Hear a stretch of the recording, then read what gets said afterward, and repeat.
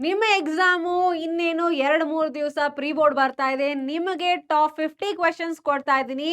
ಇದರಿಂದ ಕ್ವೆಶ್ಚನ್ಸ್ ಬರೋದು very high chances ಇದೆ. ಯಾಕಂದ್ರೆ ಈ ಕ್ವೆಶ್ಚನ್ನು ತುಂಬಾ ಸ್ಪೆಸಿಫಿಕ್ ಇಲ್ಲ, ವೆರಿ ಜೆನೆರಿಕ್ ಕ್ವೆಶ್ಚನ್ಸು. ಯಾಕಂದ್ರೆ ಈ ಟೈಪ್ ಕ್ವೆಶ್ಚನ್ಸ್ ಎಕ್ಸಾಮಲ್ಲಿ ಬರೋದು guarantee. Model papers, LBA, PYQs ಎಲ್ಲಾನು ಅನಲೈಸ್ ಮಾಡಿ ಈ ಸೆಟ್ನ ನಾನು ಪ್ರಿಪೇರ್ ಮಾಡಿದ್ದೀನಿ.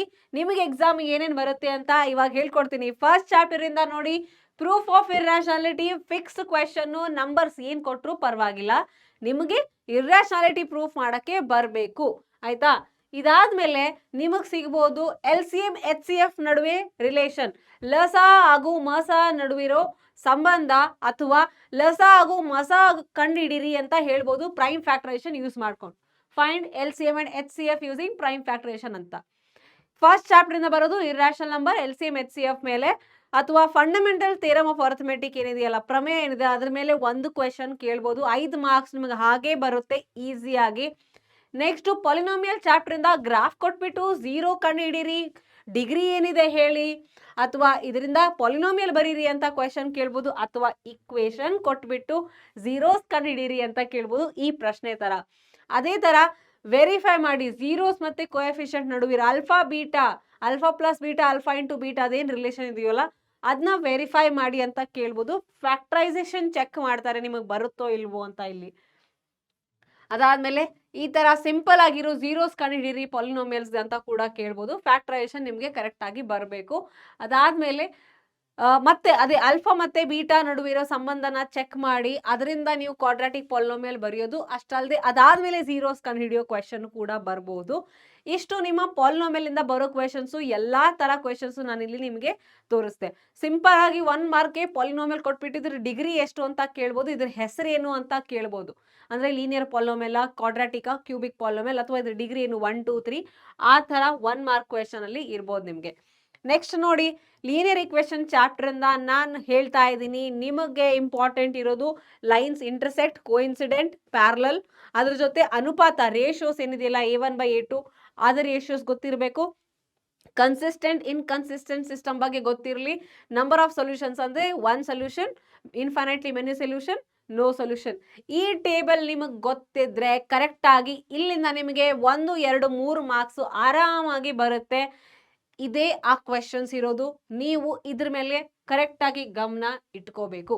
ಅದಾದ್ಮೇಲೆ ನಿಮಗೆ ಸಿಗೋದು ಅಂದ್ರೆ ಪೇರ್ ಆಫ್ ಲೀನಿಯರ್ ಇಕ್ವೇಶನ್ ನ ಸಾಲ್ವ್ ಮಾಡೋದು. ಎಲಿಮಿನೇಷನ್ ಮೆಥಡ್, ಸಬ್ಸ್ಟಿಟ್ಯೂಷನ್ ಮೆಥಡ್ ಯಾವ್ದಾದ್ರು ಯೂಸ್ ಮಾಡಿ ಸಾಲ್ವ್ ಮಾಡೋದು. ನಿಮಗೆ ಸಿಗೋದು 2 ಮಾರ್ಕ್ಸ್ಗೆ ಈ ಪ್ರಶ್ನೆ. ಮತ್ತೆ 4 ಮಾರ್ಕ್ಸ್ಗೆ ನಿಮಗೆ ಸಿಗುತ್ತೆ ಒಂದು ಗ್ರಾಫ್ ಕ್ವೆಶನ್. ಸೊ ನೋಡಿ ಮಕ್ಕಳೇ, first chapter, second chapter, third chapter ಇಂದ 5 + 5 + 8 ಟೋಟಲ್ 18 ಮಾರ್ಕ್ಸ್ ನಿಮಗೆ ಈಸಿಯಾಗಿ ಸಾಲ್ವ್ ಮಾಡ್ಲಿಕ್ಕೆ ಆಗುತ್ತೆ. ಏನೂ ಕಷ್ಟ ಇಲ್ಲ. ನೆಕ್ಸ್ಟ್ ನಿಮಗೆ ಸಿಗೋದು ಕ್ವಾಡ್ರಾಟಿಕ್ ಇಕ್ವೇಶನ್ ಚಾಪ್ಟರ್ ಅಲ್ಲಿ ಡಿಸ್ಕ್ರಿಮಿನೆಂಟ್, ಶೋಧಕ ಹಾಗೂ ನೇಚರ್ ಆಫ್ ರೂಟ್ಸ್, ನಮ್ಮ ಶೂನ್ಯಗಳ ಅಥವಾ ಇಲ್ಲಿ ಮೂಲಗಳ ಸ್ವಭಾವ ಏನಿದೆ ಅಂತ ಕೇಳ್ತಾರೆ. ಕ್ವಾಡ್ರಾಟಿಕ್ ಇಕ್ವೇಶನ್ ಕೊಟ್ಬಿಟ್ಟು ಡೈರೆಕ್ಟ್ ಆಗಿ ಕ್ವೆಶನ್ ಕೇಳಬಹುದು, ಅಥವಾ ಕ್ವಾಡ್ರಾಟಿಕ್ ಇಕ್ವೇಶನ್ ನ ಫ್ಯಾಕ್ಟರೈಸ್ ಮಾಡಿ ಅಥವಾ ಕ್ವಾಡ್ರಾಟಿಕ್ ಫಾರ್ಮುಲಾ ಯೂಸ್ ಮಾಡಿ ಅಂತ ಕೇಳ್ಬೋದು. ರೂಟ್ಸ್ ಕಂಡಿಡಿರಿ, ಮೂಲ ಕಂಡಿಡಿರಿ ಅಂತ ಕೇಳಲಿಕ್ಕೆ. ಅದನ್ನು ಬಿಟ್ರೆ ಕ್ವಾಡ್ರಾಟಿಕ್ ಇಕ್ವೇಶನ್ ಕೊಡ್ತಾರೆ ಈ ತರ, ಅದನ್ನ ನೀವು ನೀಟಾಗಿ ಎಕ್ಸ್ಪ್ರೆಸ್ ಮಾಡಬೇಕು ಕ್ವಾಡ್ರಾಟಿಕ್ ಇಕ್ವೇಶನ್ ತರ. ಇಲ್ಲಿ ಸದ್ಯಕ್ಕೆ ಆ ತರ ಕಾಣಿಸ್ತಾ ಇಲ್ಲ, ಬರೀಬೇಕು. ಅದಾದ್ಮೇಲೆ ಕೆ ವ್ಯಾಲ್ಯೂ ಕಂಡು ಹಿಡೀರಿ. ಇಲ್ಲಿ ಏನ್ ಹೇಳ್ತಿದ್ದಾರೆ ಅಂದ್ರೆ ಡಿಸ್ಕ್ರಿಮಿನೆಂಟ್ ಈಸ್ 0 ಅಂತ ಹೇಳ್ತಿದ್ದಾರೆ. ಅಂದ್ರೆ ನಿಮ್ಮ ಶೋಧಕ ಈಕ್ವಲ್ ಟು 0 ಅಂತ ಕೊಟ್ಟು ನಿಮ್ಗೆ ಕೆ ವ್ಯಾಲ್ಯೂ ಕಂಡು ಹಿಡೀರಿ ಅಂತ ಕೇಳ್ತಾ ಇದ್ದಾರೆ. ಸೊ ಈ ತರ ಪ್ರಶ್ನೆ ಬರುತ್ತೆ ಅಂತ ಮತ್ತೆ ಮತ್ತೆ ಹೇಳ್ತಾ ಇದ್ದೀನಿ. ಡಿಸ್ಕ್ರಿಮಿನೆಂಟ್, ಶೋಧಕ ಹಾಗೂ ಮೂಲಗಳ ಸ್ವಭಾವ ತುಂಬಾ ಇಂಪಾರ್ಟೆಂಟ್ ಕ್ವೆಶನ್. ಸೊ ನೋಡ್ಕೊಂಡು ನೀವು ಸಾಲ್ವ್ ಮಾಡಬೇಕು. ಅದಾದ್ಮೇಲೆ ಕ್ವಾಡ್ರಾಟಿಕ್ ಇಕ್ವೇಶನ್ ನಲ್ಲಿ ಮತ್ತೆ ಅದೇ ತರ ರೂಟ್ಸ್ ಕೊಟ್ಬಿಟ್ಟು ಕ್ವಾಡ್ರಾಟಿಕ್ ಇಕ್ವೇಶನ್ ಬರಿ ಅಂತ ಕೂಡ ಹೇಳ್ಬೋದು. ಬಟ್ ಅದನ್ನು 1 ಮಾರ್ಕ್ ಕೇಳೋ ಚಾನ್ಸಸ್ ಇದೆ. ಅರ್ಥಮೆಟಿಕ್ ಪ್ರೋಗ್ರೆಷನ್ ಅಲ್ಲಿ basic question, direct formula question. Sum of 20 terms 50 ಅಂದ್ರೆ 15ನೇ ಪದ ಎಷ್ಟು, 20 ಪದಗಳ ಮೊತ್ತ ಎಷ್ಟು, ಇದರ ಸಮಾನ ವ್ಯತ್ಯಾಸ ಎಷ್ಟು ಅಂತ ಕೇಳೋದು. ತುಂಬಾ ಬೇಸಿಕ್ ಕ್ವೆಶನ್, 1 ಮಾರ್ಕ್ಗೆ 2 ಮಾರ್ಕ್ಗೆ ಕೇಳೋ ಕ್ವೆಶನ್ಸ್ ಇದೆಲ್ಲ. ಅದೇ ತರ ನೋಡಿ, ಇಲ್ಲಿ ಡೈರೆಕ್ಟ್ ಆಗಿ ಸಮಾನ ವ್ಯತ್ಯಾಸ ಕೇಳಿದ್ದಾರೆ. ಸೊ 1 ಮಾರ್ಕ್ಗೆ ನಿಮ್ಮ 1 ಮಾರ್ಕ್ ಪ್ರಶ್ನೆಯಲ್ಲಿ ಈ ಕ್ವೆಶನ್ ಕೇಳ್ತಾರೆ. ಅದಾದ್ಮೇಲೆ ನೋಡಿ nth ಟರ್ಮ್ ಈ ತರ ಫಾರ್ಮುಲಾ ಕೊಟ್ಬಿಟ್ಟು ಇಲ್ಲಿ ನಿಮಗೆ ಕಾಮನ್ ಡಿಫರೆನ್ಸ್ ಏನು, 19th ಟರ್ಮ್ ಏನು, 19ನೇ ಪದ ಏನು, ಅಥವಾ ಎನ್ ಪದಗಳ ಮೊತ್ತ ಎಷ್ಟು, ಅಥವಾ 25 ಪದಗಳ ಮೊತ್ತ ಎಷ್ಟು, ಅಂದ್ರೆ ನಾನು ನೋಡಿ 4-5 ಕ್ವೆಶನ್ ನಾನು ಜೊತೆಗೆ ಬರ್ದ್ಬಿಟ್ಟಿನಿ. 1 2 3 4 5 ಎಷ್ಟಿದೆ, 1 2 3 4 ಕ್ವೆಶನ್ ಜೊತೆಗೆ ಬರ್ದಿದ್ದೀನಿ. ಸೊ ಇದು ಎಲ್ಲ 1 ಮಾರ್ಕ್ 2 ಮಾರ್ಕ್ಗೆ ಕೇಳೋ ಕ್ವೆಶನ್ಸು. ಸೊ ಸ್ವಲ್ಪ ಗಮನ ಇಟ್ಟು ಮಾಡಿ, ಫಾರ್ಮುಲಾ ನಿಮಗೆ ಕರೆಕ್ಟ್ ಆಗಿ ಬರಿಬೇಕು. ಟ್ರಯಾಂಗಲ್ಸ್ ಚಾಪ್ಟರ್ ಇಂದ ನಾನು ನಿಮಗೆ 4 ಪ್ರೂಫ್ ಅಂತ ಹೇಳಿದ್ದೀನಿ ತಾನೆ, SSS, SAS, AAA ಮತ್ತು ಥೇಲ್ಸ್ ಪ್ರಮೇಯ ಅಂತ ಹೇಳಿದ್ದೀನಿ. ಈ 4 ಪ್ರೂಫ್ ನಿಮಗೆ ಬರಬೇಕು. ಅದರಲ್ಲೂ ನಾನು ನೋಡಿದ್ದು PYQ ಅಲ್ಲಿ ಇವೆರಡೇ ಜಾಸ್ತಿ ಕೇಳಿದ್ದು. ಯಾವುದು, SSS ಮತ್ತು AAA ಮತ್ತು ಥೇಲ್ಸ್ ಪ್ರಮೇಯ ಕೇಳಿದ್ದಾರೆ. SSS, SAS ಪ್ರಾಕ್ಟೀಸ್ ಮಾಡ್ಕೊಳ್ಳಿ, ಬಿಡಬೇಡಿ. 4ನ್ನ ನೀವು ಪ್ರಾಕ್ಟೀಸ್ ಮಾಡಲೇಬೇಕು. ಅರ್ಥಮೆಟಿಕ್ ಪ್ರೋಗ್ರೆಷನ್ ಇಂದ ನಿಮಗೆ ಬೇಸಿಕ್ ಕ್ವೆಶನ್ಸ್ ಮಾಡಕ್ ಬಂದ್ರೆ ಸಾಕು. ಮುಂದಿಂದು ಬರುತ್ತೆ, ವರ್ಡ್ಸ್ ಪ್ರಾಬ್ಲಮ್ ಇರುತ್ತೆ, ನೀವು ಪ್ರಾಕ್ಟೀಸ್ ಮಾಡ್ಕೋಬೇಕು. ವರ್ಡ್ ಪ್ರಾಬ್ಲಮ್ 4 ಮಾರ್ಕ್ಸಿಗೆ ಇದೆ, ನಿಮಗೆ ಗೊತ್ತಿದೆ. ಉಳುಕಿದ್ದು 1 2 3 ಮಾರ್ಕ್ಸ್ ಅಲ್ಲಿ ಮಾರ್ಕ್ಸ್ ಕಳ್ಕೊಬೇಡಿ. ಇಲ್ಲಿನೂ ನಿಮಗೆ ಮಾರ್ಕ್ಸ್ ಆರಾಮಾಗಿ ಬರುತ್ತೆ. ಸೊ ಫಸ್ಟ್ 4 ಚಾಪ್ಟರ್ ಇಂದ ನಿಮಗೆ ಮಾರ್ಕ್ಸ್ ತಗೊಳ್ಳೋದು ದೊಡ್ಡ ಕಷ್ಟ ಅಲ್ಲ. ಒಂದೇ ನಿಮಗೆ ಪ್ರಾಬ್ಲಮ್ ಆಗೋದಂದ್ರೆ ಕ್ವಾಡ್ರಾಟಿಕ್ ಇಕ್ವೇಶನ್ ವರ್ಡ್ ಪ್ರಾಬ್ಲಮ್ ಇದ್ದಾಗ ಸ್ವಲ್ಪ ಕಷ್ಟ ಆಗ್ಬೋದು. ಡಿಫ್ರೆಂಟ್ ವರ್ಡ್ ಪ್ರಾಬ್ಲಮ್ನ ಸಾಲ್ವ್ ಮಾಡ್ಕೊಳ್ಳಿ. ಓಕೆ, ನಾನು ಅಷ್ಟೊಂದು ಸಾಲ್ವ್ ಮಾಡ್ತಿದ್ದೀನಿ ನಿಮಗೆ ಕ್ವೆಶನ್ಸ್ನ. ಅರ್ಥಮೆಟಿಕ್ ಪ್ರೋಗ್ರೆಷನ್ ಕೂಡ ಬೇಸಿಕ್ ಬಂದ್ರೆ ನಿಮಗೆ ಅರ್ಧ ಮಾರ್ಕ್ಸ್ ಬರುತ್ತೆ. ಇನ್ನರ್ಧ ಮಾರ್ಕ್ಸ್ 4 ಮಾರ್ಕ್ಸ್ ಅಲ್ಲಿ ನೆನ್ಪಿಟ್ಕೊಳ್ಳಿ. 4 ಮಾರ್ಕ್ಸ್ ಅಲ್ಲಿ ನಿಮಗೆ ವರ್ಡ್ ಪ್ರಾಬ್ಲಮ್ ಬರುತ್ತೆ, ಅದನ್ನ ನೀವು ನೀಟಾಗಿ ಮಾಡ್ಕೊಳ್ಳಿ. ಬೇಸಿಕ್ ಎಲ್ಲಾ ಫಾರ್ಮುಲಾನ, ಸ್ಟೇಟ್ಮೆಂಟ್ ಒಂದೊಂದು ಲೈನ್ ನ ಓದಿ ಬರೆಯಕ್ಕೆ ಪ್ರಾಕ್ಟೀಸ್ ಮಾಡಿ, ಕಷ್ಟ ಆಗಲ್ಲ. ಟ್ರಯಾಂಗಲ್ ಅಲ್ಲಿ ನಿಮಗೆ BPT ಥೇಲ್ಸ್ ಪ್ರಮೇಯನ ವೆರಿಫೈ ಮಾಡೋದು ಅಥವಾ ಸಿಮಿಲಾರಿಟಿಯಿಂದ ಯೂಸ್ ಮಾಡಿಕೊಂಡು ನೀವೇನು ಪ್ರೂವ್ ಮಾಡಿರ್ತೀರ, ಸಿಮಿಲರ್ ಅಂತ ಪ್ರೂವ್ ಮಾಡಿರ್ತೀರಿ, ಸಿಮಿಲರ್ ಅನ್ನ ಯೂಸ್ ಮಾಡಿಕೊಂಡು ಪ್ರಶ್ನೆಗಳು ಕೇಳ್ಬೋದು. 1 ಮಾರ್ಕ್ಗೆ, 2 ಮಾರ್ಕ್ಗೆ, 3 ಮಾರ್ಕ್ಗೆ ಕೇಳೋ ಪ್ರಶ್ನೆಗಳು ಇವೆಲ್ಲ. 4 ಮಾರ್ಕ್ಸ್ಗೆ ಪ್ರೂಫ್ ಗ್ಯಾರಂಟಿ. ಓಕೆನಾ. ಸರ್ಕಲ್ ಚಾಪ್ಟರ್ ಇಂದ ಮತ್ತೆ 3 ಅಥವಾ 2 ಮಾರ್ಕ್ಸ್ಗೆ ಒಂದು ಪ್ರೂಫ್ ಗ್ಯಾರಂಟಿ ಇರುತ್ತೆ. Length of the tangents again ತುಂಬಾ ಸಾರಿ ಬಂದಿದ್ದು, ಅದಕ್ಕೆ ನಾನು ಇದನ್ನ ಹಾಕಿದ್ದು. ರೇಡಿಯಸ್ ಪರ್ಪೆಂಡಿಕ್ಯುಲರ್ ಟು ಟ್ಯಾಂಜೆಂಟ್ ಕೂಡ ಕೇಳಬಹುದು, ಬಟ್ ಇದು ಜಾಸ್ತಿ ಕೇಳಿದ್ದಾರೆ. ಇದ್ರ ಎರಡರ ಮೇಲೂ ಅಪ್ಲಿಕೇಶನ್ ಕೂಡ ಕೇಳಿದ್ದಾರೆ. ತುಂಬಾ ಸಿಂಪಲ್ ಅಪ್ಲಿಕೇಶನ್. ಟ್ಯಾಂಜೆಂಟ್ ಕೊಟ್ಟಿದ್ದಾರೆ, ರೇಡಿಯಸ್ ಕೊಟ್ಟಿದ್ದಾರೆ, ಆಮೇಲೆ ಅವ್ರು ಕೇಳ್ತಾ ಇರೋದು ಟ್ಯಾಂಜೆಂಟು ಲೆಂತ್ ಆಫ್ ದ ಟ್ಯಾಂಜೆಂಟ್ ಕಂಡುಹಿಡೀರಿ ಅಂತ ಕೇಳ್ತಾ ಇದ್ದಾರೆ, ಅಥವಾ ಯಾವ್ದಾದ್ರು ಆಂಗಲ್ ಕೇಳ್ಬೋದು. ಸೊ ಅದನ್ನ ನೀವು ನೀಟಾಗಿ ಡಯಾಗ್ರಾಮ್ ನೋಡ್ಕೊಂಡು ಪ್ರಾಕ್ಟೀಸ್ ಮಾಡ್ಲಿಕ್ಕೆ ಸ್ಟಾರ್ಟ್ ಮಾಡಬೇಕು. ಕೋಆರ್ಡಿನೇಟ್ ಜಾಮೆಟ್ರಿಯಿಂದ ನೋಡಿ, ಕೋಆರ್ಡಿನೇಟ್ ಜಾಮೆಟ್ರಿಯಿಂದ ನಿಮಗೆ mid point formula, section formula, distance formula direct ಗೊತ್ತಿರಲಿ. ಯಾಕಂದ್ರೆ ಅಲ್ಲಿ ನಿಮಗೆ 2 ಮಾರ್ಕ್ಸಿನ ಪ್ರಶ್ನೆ. Mid point formula direct, section formula direct. ಆಮೇಲೆ ಇದು ನೋಡಿ, ಸೆಕ್ಷನ್ ಫಾರ್ಮುಲಾದ ಇನ್ನೊಂದು ಸ್ವಲ್ಪ ವರ್ಷನ್ 2 ಮಾರ್ಕ್ಸಿಗೆ ಕೂಡ ರೀ, ಇದು 3 ಮಾರ್ಕ್ಸಿಗೆ ಕೇಳ್ಬೋದು. Y axis is dividing the point ಅಂತ ಹೇಳಿದ್ದಾರೆ. ನಾನು ಹೇಳಿದ್ದೀನಿ, ಈ ತರ ಕೊಟ್ಟಾಗ ನೀವು ಬರ್ಕೋಬೇಕು 0, ಅಂತ ಬರ್ಕೊಂಡು ಸಾಲ್ವ್ ಮಾಡಬೇಕು. ಸೊ ಹಾಗಾಗಿ ನಿಮ್ಗೆ x=0 ಸಿಗುತ್ತೆ ಇಲ್ಲಿ ಅಲ್ವಾ.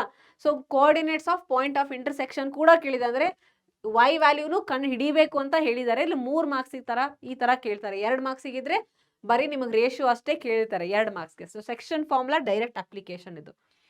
ಡಿಸ್ಟೆನ್ಸ್ ಫಾರ್ಮುಲಾದಲ್ಲಿ ಈ ತರ ಪಾಯಿಂಟ್ ಕೊಟ್ಟು ಎಕ್ಸ್ ಆಕ್ಸಿಸ್ ಇಂದ ದೂರ ಎಷ್ಟು, ವೈ ಆಕ್ಸಿಸ್ ಇಂದ ದೂರ ಎಷ್ಟು, ಒರಿಜಿನ್ ಇಂದ ದೂರ ಎಷ್ಟು, ಅಥವಾ ಈ ಪಾಯಿಂಟ್ ಇಂದ ದೂರ ಎಷ್ಟು ಅಂತ ಕೇಳುವ. ಸೊ ಡಿಸ್ಟೆನ್ಸ್ ಫಾರ್ಮುಲಾದು ಬೇರೆ ಬೇರೆ ಅಪ್ಲಿಕೇಶನ್ 1 ಮಾರ್ಕ್ಗೆ. ಇದು ಎಲ್ಲ 1 ಮಾರ್ಕಿನ ಪ್ರಶ್ನೆಗಳು. ನಾನು 4 ಬಿಟ್ಸ್ ಬರ್ದಿದ್ದೀನಿ ನಿಮಗೆ ಅಷ್ಟೇನೆ, ಎಲ್ಲ ಬೇರೆ ಬೇರೆ ಬರೆಯೋದು ಬೇಡ ಅಂತ. ಟ್ರಿಗ್ನೋಮೆಟ್ರಿಗೆ ಡೈರೆಕ್ಟ್ ಫಾರ್ಮುಲಾನೇ ಕೇಳಬಹುದು ಕ್ವೆಶನ್ ಅಲ್ಲಿ, = ಎಷ್ಟು ಅಂತ ಈ ತರ, ಅಥವಾ ರೇಷಿಯೋ ಕೇಳ್ಬೋದು. ಟ್ರಯಾಂಗಲ್ ಅಲ್ಲಿ ಆಂಗಲ್ ಕೊಟ್ಟಿದ್ದು ರೇಷಿಯೋಸ್ ಬರೀರಿ ಅಂತ ಕೇಳಬಹುದು. ತುಂಬಾ ಸಿಂಪಲ್ ಪ್ರಶ್ನೆಗಳು. ಅಥವಾ ಪ್ರೂಫ್ ಅಲ್ಲಿ ಈ ತರ ಪ್ರೂಫ್, ಅಥವಾ ಆಂಗಲ್ ಇಂದ ಕೊಟ್ಟಿರೋ ಪ್ರೂಫ್ ಕೂಡ ಕೇಳಬಹುದು ನಿಮ್ಗೆ. ಈ ತರ ಇವೆರಡು ಪ್ರೂಫ್ ತುಂಬಾ ಸಾರಿ ಕೇಳಿದ್ದಾರೆ ಅಂತಾನೆ ನಾನು ಹಾಕಿದ್ದು. ನೀವು ಐಡೆಂಟಿಟಿನ ಕರೆಕ್ಟ್ ಆಗಿ ಪ್ರಾಕ್ಟೀಸ್ ಮಾಡ್ಕೊಳ್ಳಿ. ರೇಷಿಯೋ ಟೇಬಲ್ ನೆನಪಿರ್ಲಿ, ನಾನು ನಿಮಗೆ ಹಿಂಟ್ ಹೇಳ್ಕೊಟ್ಟಿದ್ದೀನಿ. ಆಂಗಲ್ದು ಟೇಬಲ್ ನೆನಪಿರ್ಲಿ, ಅದ್ರದ್ದು ಹಿಂಟ್ ಹೇಳ್ಕೊಟ್ಟಿದ್ದೀನಿ. ಅದನ್ನ ಮಾಡಿದ್ರೆ ನೀವು ಆರಾಮಾಗಿ ಮಾಡ್ತೀರಾ, ದೊಡ್ಡ ಕಷ್ಟ ಅಲ್ಲ. ನೆಕ್ಸ್ಟ್ ನೋಡಿ, ಅಪ್ಲಿಕೇಶನ್ ಆಫ್ ಟ್ರಿಗ್ನೋಮೆಟ್ರಿಯಿಂದ ನಿಮ್ಗೆ ಹೇಳಿದ್ದೀನಿ ನಾನು, ಪ್ರಶ್ನೆ ಯಾವುದೇ ಬರಲಿ, ಈ ಪ್ರಶ್ನೆ ತುಂಬಾ ಈಸಿ ಇದೆ. ಈ ಪ್ರಶ್ನೆ ಆಯ್ತು, ಒಂದು ಟವರ್, ಒಂದು ಬಿಲ್ಡಿಂಗ್, 2 ಕಡೆ ಸೆಪರೇಟ್. ಒಂದು ಟವರ್, ಒಂದು ಬಿಲ್ಡಿಂಗ್ ಎದುರು ಬಿದ್ದಿದೆ ಅಂತೆ. ಇಲ್ಲಿಂದ ಟವರ್ ನೋಡ್ತಾ ಇದ್ರೆ, ಇಲ್ಲಿಂದ ಬಿಲ್ಡಿಂಗ್ ನೋಡ್ತಾ ಇದ್ರೆ, ಅಲ್ಲಿಂದ ಆಂಗಲ್ ಆಫ್ ಎಲಿವೇಶನ್ ಕೊಟ್ಟಿದ್ದಾರೆ, ಹೈಟ್ ಆಫ್ ದ ಬಿಲ್ಡಿಂಗ್ ಕಂಡುಹಿಡಿಯಿರಿ ಅಂತ ಹೇಳಿದ್ದಾರೆ. ತುಂಬಾ ಸಿಂಪಲ್ ಕ್ವೆಶನ್. ಇಷ್ಟು ಸಿಂಪಲ್ಲು ಇರಲ್ಲ, ಬಟ್ ಇರ್ಬೋದು, ಯಾಕಂದ್ರೆ 4 ಮಾರ್ಕ್ಸ್ ಇದೆ ಅಂದ್ರೆ ಬಿಟ್ಸ್ ಕೊಟ್ಟಿರ್ತಾರೆ ಯೂಶಲಿ. ಆಮೇಲೆ ಇದೇ ತರ 2 ಶಿಪ್ ಇದೆಯಂತೆ, ಶಿಪ್ ನಡುವಿನ ಅಂತರ ಕೇಳಿದ್ದಾರೆ. 2 ಶಿಪ್ ನಡುವಿನ ಅಂತರ ಕೇಳಿದ್ದಾರೆ. ಡಯಾಗ್ರಾಮ್ ಕೊಡ್ತಾರೆ ಎಕ್ಸಾಮ್ ಅಲ್ಲಿ. ಇಲ್ಲಿ ನಾನು ಹಾಕಿಲ್ಲ ಅಷ್ಟೇ, ಬಟ್ ಎಕ್ಸಾಮ್ ಅಲ್ಲಿ ಡಯಾಗ್ರಾಮ್ ಕೊಡ್ತಾರೆ. ಸೊ ಏನು ಹೇಳಿದೀನಿ, ಆಂಗಲ್ ಚೆಕ್ ಮಾಡಬೇಕು, ಟ್ರಯಾಂಗಲ್ ಚೆಕ್ ಮಾಡಬೇಕು, ಕೇಳಿದಕ್ಕೆ ಆನ್ಸರ್ ಮಾಡ್ತಾ ಹೋಗ್ಬೇಕು. ಇಷ್ಟು ನಿಮ್ಗಿರೋದು ಅರ್ಥಮೆಟಿಕ್ ಪ್ರೋಗ್ರೆಷನ್ ಇಂದ.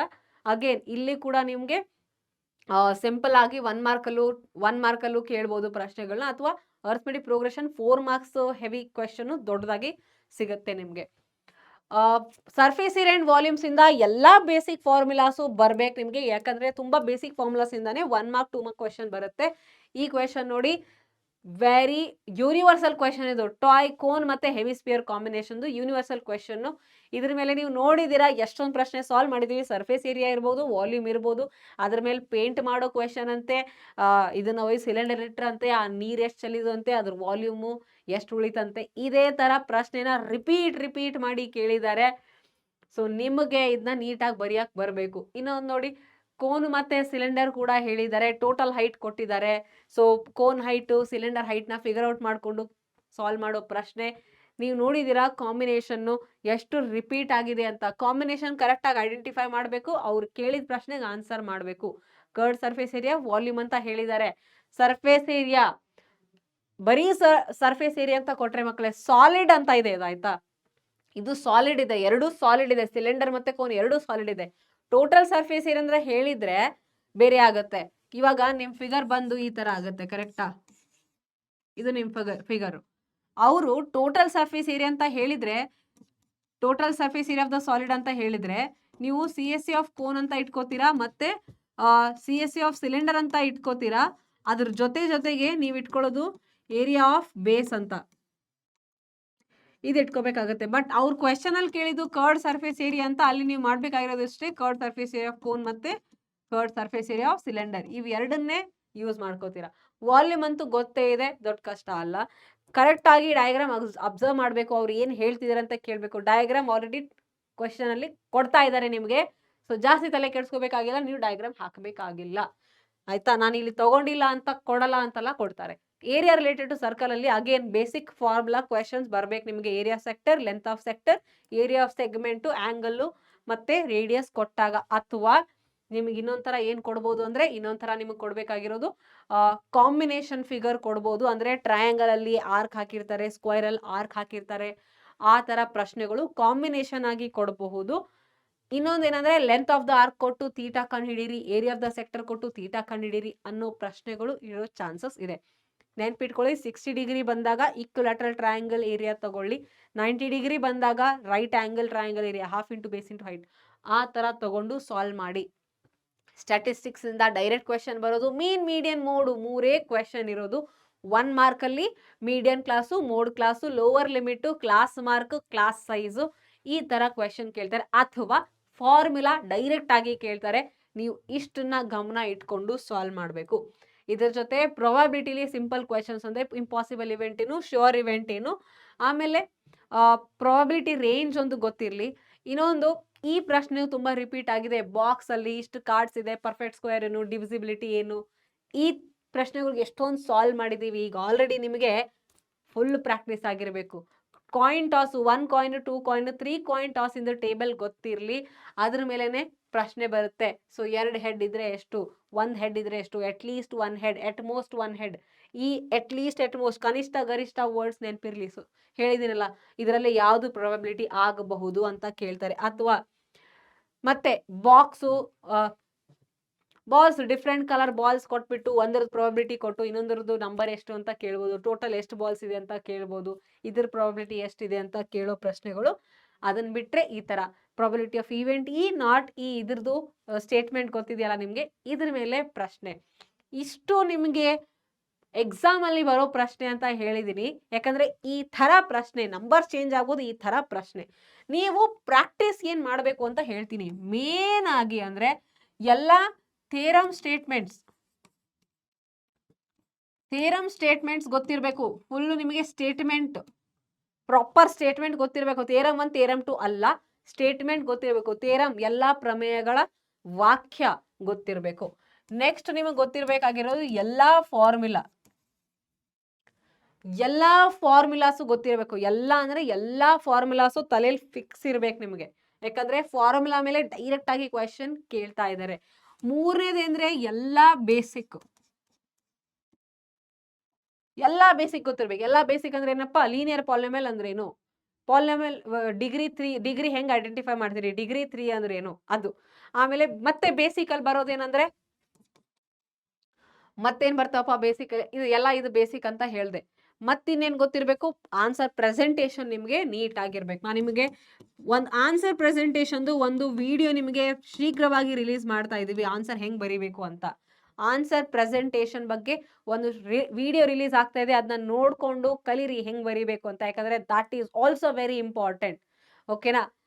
ಎಲ್ಲಾ ಬೇಸಿಕ್ಸ್ ಗೊತ್ತಿದ್ರೆ ನಾನು ಹೇಳ್ತಾ ಇದ್ದೀನಿ, ನಿಮಗೆ ಬೇಸಿಕ್ ಬರೀ ಬೇಸಿಕ್ ಗೊತ್ತಿದೆ ಅಂತ ಅನ್ಕೊಳ್ಳಿ, ನಿಮಗೆ ಆರಾಮಾಗಿ ಒಂದು 30-40 ಮಾರ್ಕ್ಸ್ ಬರುತ್ತೆ. ಬರೀ ಬೇಸಿಕ್ ಇಂದಾನೆ ಸಾಲ್ವ್ ಮಾಡೋದು ಹೇಳ್ತಾ ಇದೀನಿ. ಬರೀ ಬೇಸಿಕ್ ಇಂದಾನೆ. ಯಾಕೆ ಇದಿಷ್ಟು ಇವೆರಡು ಅನ್ಕೊಳ್ಳಿ. ಇವೆರಡರಿಂದ 30-40 ಮಾರ್ಕ್ಸ್ ಬರೀ ಬೇಸಿಕ್ ಇಂದ. ಬರೀ ಬೇಸಿಕ್ ಅಂದ್ರೆ ಲಿಟ್ರಲಿ ಹೇಳ್ತಾ ಇದೀನಿ, ಡೈರೆಕ್ಟ್ ಸ್ಟೇಟ್ಮೆಂಟ್. ಅಂದ್ರೆ ಅವಾಗ ನೋಡಿದ್ವಲ್ಲ, probability of impossible event, probability of sure event, mode formula ಏನು, ಮೀಡಿಯನ್ ಫಾರ್ಮುಲಾ ಏನು, ಪಾಲಿನಾಮಿಯಲ್ ಇನ್ ಡಿಗ್ರಿ 3 ಅಂದ್ರೆ ಏನು, ಈ ತರ ಕ್ವೆಶನ್. So these are all very basic ಅಂತ ಹೇಳೋದು. ಅಲ್ಲೇ ನಿಮ್ಮ 30-40 ಮಾರ್ಕ್ಸ್ ಆರಾಮಾಗಿ ಬರುತ್ತೆ. ಆಯ್ತಾ? ಥೇರಮ್ ಸ್ಟೇಟ್ಮೆಂಟ್ಸು ಮತ್ತೆ ಪ್ರೂಫ್ ಕಲೀರಿ.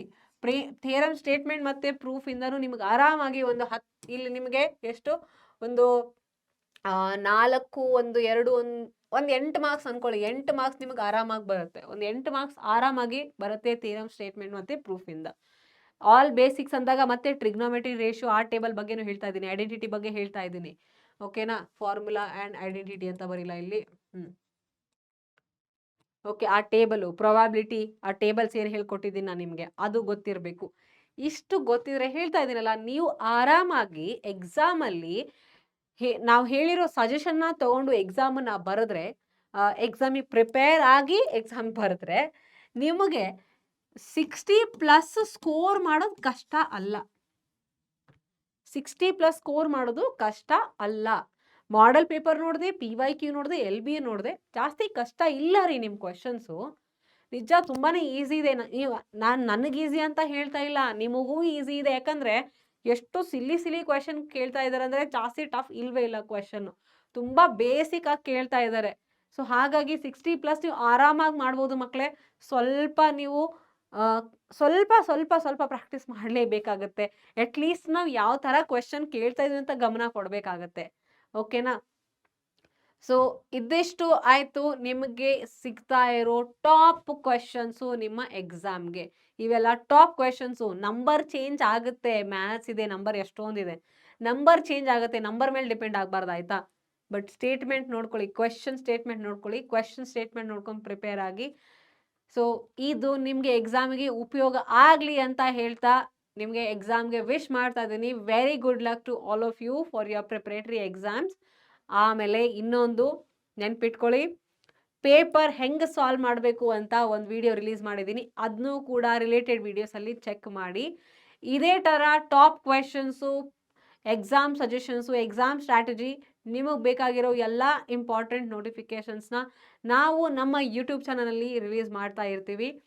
ಹಾಗೆ ನೀವು ಇದೇ ಇನ್ಫಾರ್ಮೇಷನ್ ಬೇಕಾದಲ್ಲಿ ನಮ್ಮ ವಾಟ್ಸ್ಆ್ಯಪ್ ಚಾನಲ್ಗೆ ಜಾಯ್ನ್ ಆಗಿ. ಈ ವಿಡಿಯೋ ಕೆಳಗಡೆ ಕಾಮೆಂಟ್ ಸೆಕ್ಷನಲ್ಲಿ ನಿಮಗೆ ಸಿಗುತ್ತೆ, ಪಿನ್ಡ್ ಕಾಮೆಂಟಲ್ಲಿ ವಾಟ್ಸ್ಆ್ಯಪ್ ಚಾನಲ್ದು ಲಿಂಕು. ಅದರಿಂದ ನೀವು ಜಾಯ್ನ್ ಆಗಿ. ಸೊ ಜಾಯ್ನ್ ಆಗಿ, ಬೇಗ ಜಾಯ್ನ್ ಆಗಿ, ಇನ್ನೇನು ತಡ ಮಾಡಬೇಡಿ. ನಿಮಗೆಲ್ಲ ಅಲ್ಲೇ ನೋಟ್ಸ್ ಎಲ್ಲ ಅಲ್ಲೇ ಸಿಗೋದು, ಕ್ಲಾಸ್ ನೋಟ್ಸ್ ಸಿಗುತ್ತೆ, ಈ ಥರ ಟಾಪ್ ಕ್ವೆಶನ್ಸ್ ಎಲ್ಲ ಅಲ್ಲೇ ಸಿಗೋದು, ಫಾರ್ಮುಲಾಸು ಸಿಗುತ್ತೆ. ನಿಮಗೆ ಬೇಕಾಗಿರೋ ಎಕ್ಸಾಮಿಗೆ ಈಸಿಯಾಗಿ ಬೇಕಾಗಿರೋ 60+ ಆರಾಮಾಗಿ ಮಾಡಬೇಕು ನೀವು ಅಲ್ವಾ? 60+ ಆರಾಮಾಗಿ ಮಾಡಲೇಬೇಕು. ಯಾರು ಓದಿಲ್ಲ ಅನ್ನೋರು ಕೂಡ 60+ ಮಾಡ್ಬೇಕು. ಯಾಕಂದರೆ ಇದನ್ನ ಓದ್ಬಿಟ್ಟು 60+ ತಗೋತೀರಾ. ನೀವು ಉಳ್ಕಿದವ್ರು ಯಾರು ಚೆನ್ನಾಗಿ ಪ್ರಿಪೇರ್ ಆಗಿದಿರಲ್ಲ ಮಕ್ಕಳೇ, ನೀವು 75 ಮೇಲೆ ಪಕ್ಕಾ ತಗೋತೀರಾ, ನಾನು ಹೇಳ್ತಾ ಇದ್ದೀನಿ, promise for that. Okay? So ಇವಾಗ ನೀವೇನು ಮಾಡಬೇಕು ಅಂದರೆ ಕಾಮೆಂಟಲ್ಲಿ ಬರೀಬೇಕು, ನೀವು ಪ್ರಿಪರೇಷನ್ನು 100% ಆಗಿ ಮಾಡ್ತೀರಾ. 60+, 70+ ನಿಮ್ದು ಏನು ಸ್ಕೋರ್ ಇರುತ್ತೋ ಅದನ್ನ ಕಾಮೆಂಟಲ್ಲಿ ಬರೀರಿ. ನೀವು ಏನು ಸ್ಕೋರ್ ಟಾರ್ಗೆಟ್ ಇಟ್ಕೊಂಡಿರ್ತೀರಲ್ಲ ಅದನ್ನ ನೀವು ಕಾಮೆಂಟಲ್ಲಿ ಬರೀರಿ. Write in the comment your target score for preparatory 1. Preparatory 1ಅಲ್ಲಿ ಎಷ್ಟು ಬರುತ್ತೆ ಅಂತ ನಾನು ನಿಮ್ಮ ಸ್ಕೋರ್ನ ನೋಡಬೇಕು. ಓವರ್ ಕಾನ್ಫಿಡೆನ್ಸ್ ಅಲ್ಲ, ಕಾನ್ಫಿಡೆನ್ಸಿಂದ, ಧೈರ್ಯದಿಂದ ಬರೀರಿ ಕಾಮೆಂಟಲ್ಲಿ. ನಾನು ನಿಮ್ಮ ಕಾಮೆಂಟ್ಸ್ನ ಚೆಕ್ ಮಾಡ್ತಾ ಇರ್ತೀನಿ. ಮತ್ತೆ ಇನ್ನೊಂದು ವಿಡಿಯೋದಲ್ಲಿ ಸಿಗುವ. ನಿಮ್ಮ ಎಕ್ಸಾಮ್ ತಯಾರಿಗೆ ಹೆಲ್ಪ್ ಆಗೋ ಥರ ಇನ್ನೊಂದು ವಿಡಿಯೋ ತೊಗೊಂಡು ಬರ್ತೀನಿ. ಅಲ್ಲಿವರೆಗೂ ಎವ್ರಿ ಒನ್, ಬಾಯ್, ಟೇಕ್ ಕೇರ್.